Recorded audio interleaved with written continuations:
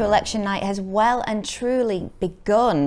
We're not just counting down for Christmas anymore, we are counting down to December the 12th. And here at your Manchester, we've gone all political. Yes, indeed. We did reach out to each of the main parties, that is, of course, Labour, Lib Dem and the Conservatives, and two of them got back to us and were very, very keen on explaining how this election would affect the people of Manchester. Unfortunately, the Conservatives weren't very keen to speak on camera, so they won't be taking part today. No, they declined to be interviewed or have any part of this episode. However, in the experience of impartiality, we do now speak to John Connor-Lyons from the Labour Party and Joe Lynch from the Liberal Democrats. Welcome, first of all. How are you? I'm good, thank you. How are you? I'm all right. Now, why should we be voting for Labour?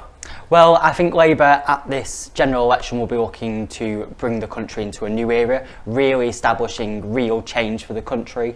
I mean, we look at previous Labour governments, you know, the 1945 Clement Attlee government, the Labour government, then it transformed this country, bringing in the NHS, the welfare state, and what we'll be looking to do, hopefully, if the public back us on the 12th of December this year, doing the same sorts of things, transforming the economy and providing real change for the country, all parts of the country, not leaving anyone behind. And remembering them by giving them free Wi-Fi? Well, free Wi-Fi, it's real good that you brought that up. That's a major policy announcement, something to support businesses, something to support families. I mean, when I was growing up, you know, I came from a poor background. We didn't have Wi-Fi until I was about 15, 16, which put me behind many of my peers, which meant that when I was doing homework, I'd have to, you know, get the bus to the nearest library, log onto the computer there, try and, you know, in the hour that I was able to use that computer because it'd time out because of cuts to the library, you know, I'd have to do my research then. Is it a bit pie in the sky, though, to say that we can give people free Wi-Fi? Well, where's the money coming from? So it's coming from taxing the major multinational corporations, giant corporations like Amazon, Google, those who really benefit from the industry, from the telecoms and internet industry, looking at taxing them so everyone can share in the success of Wi-Fi, because there are certain parts of this country, again those forgotten parts, 10%, that have literally no standard of Wi-Fi. It's really poor, so it's about upgrading all of this country. Would you say the figure that the Conservative Party have stated is more realistic than the one that the Labour Party have stated? The 5. Yeah. Well, I mean, their figure is about kind of rolling out you know, the kind of investment across the country.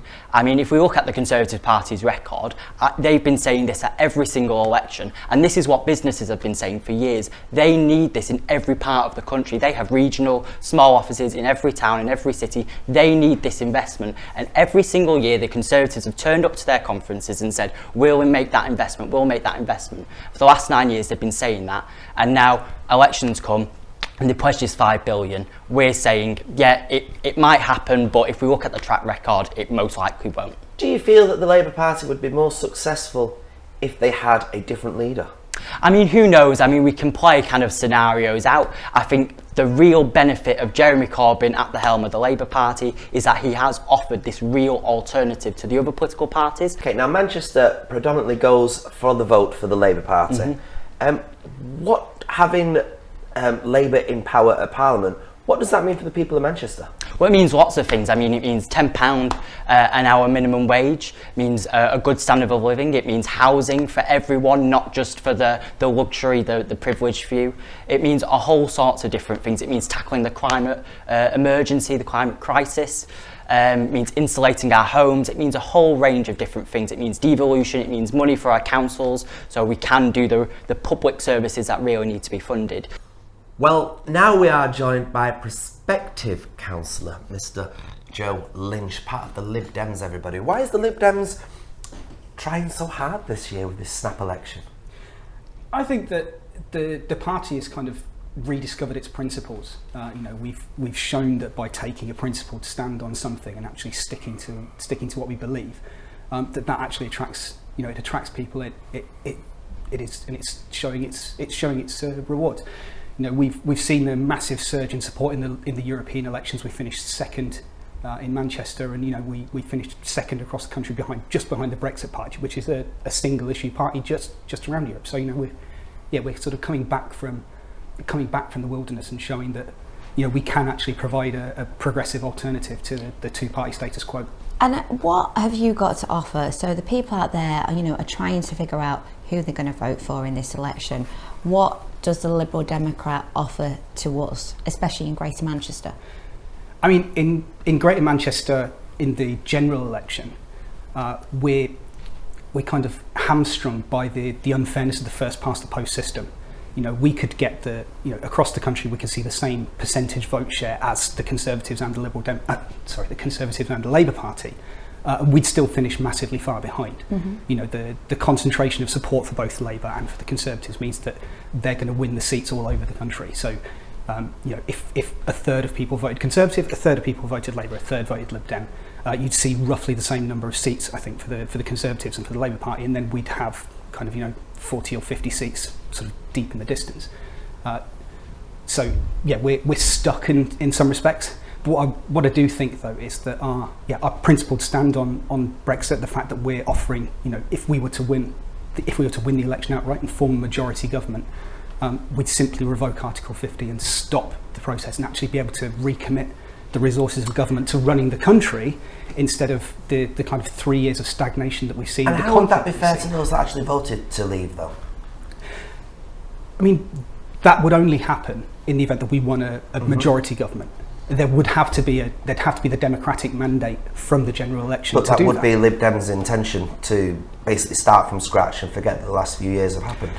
Yeah, absolutely. But I think that there is actually the attitude and the appetite in the country for that to happen. We've seen people move from both the Labour and the Conservative parties over to us because they simply want it to stop, and that's why at the party conference we adopted the position of, in the event of a majority government, revoking Article 50. Mm-hmm. If we don't form a majority, if we don't get more than 330 seats, then our position reverts back to campaigning for a referendum on the final deal. So it's not, I was quite, I was a little bit concerned when I first heard that the policy of just outright revoke was actually being floated for exactly those reasons. Yeah. And we have a new, Prime Minister Boris Johnson is a serial liar. Mm-hmm. Democracy, so the democratic system in the UK only functions when those that are participating are actually telling the truth.